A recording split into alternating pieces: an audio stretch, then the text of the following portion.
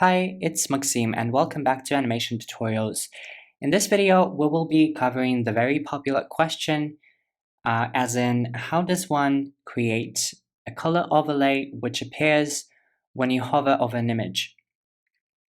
In order to recreate this very popular animation transition, I will be heading over to a prepared similar layout which I will apply this effect on.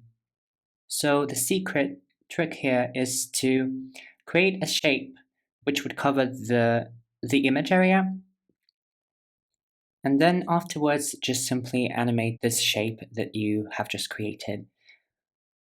So let's head over and create a shape,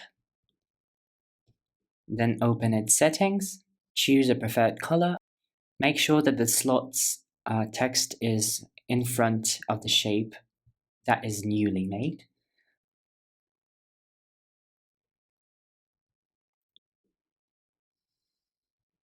Set opacity for the shapes just where you set the color. If you want it to be transparent, of course. If you don't, just skip this step. And then head over to the animations menu and select fade in. Now, since you want the overlay to play on hover, I suggest you select that. You set the Z duration, apply a delay if needed, and set the opacity of the fade in.